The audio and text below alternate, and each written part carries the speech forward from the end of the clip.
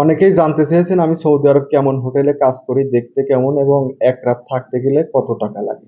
যার সবকিছুই জানাবো এবং দেখানোর চেষ্টা করবো আজকের এই ভিডিওতে। আমি যে হোটেলে কাজ করি, এই হোটেলে একদিন থাকতে গেলে সৌদি আরবের 500 রিয়াল এবং বাংলাদেশ টাকায় 16,000 টাকা দিতে হয়। এবং হোটেলটা যদি দেখানোর চেষ্টা করি, তাহলে আমার হোটেলের এটি একটি রুম।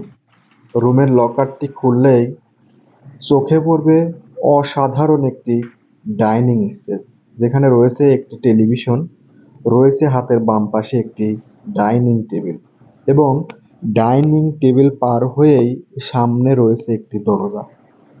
দরজাটি খুললেই চোখে পড়বে একটি অসাধারণ রান্নাঘর, যেখানে রান্না করার জন্য রয়েছে একটি ইলেকট্রিক চুলা এবং ড্রয়ারগুলোর মধ্যে রয়েছে রান্না করার জন্য যাবতীয় জিনিস, এবং এখানে রয়েছে একটি ফ্রিজ।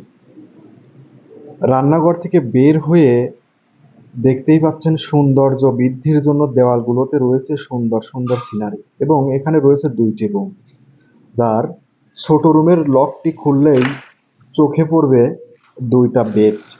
এখানে অনায়াসে 2টা মানুষ থাকা যাবে এখন, এবং তাদের ব্যবহারের জন্য রয়েছে বড় একটি আলমারি এবং একটি টেবিল। ছোট রুম থেকে বের হয়েই এখানে একটি বেসিং রয়েছে এবং তার হাতের ডান পাশেই রয়েছে আরো একটি রুম।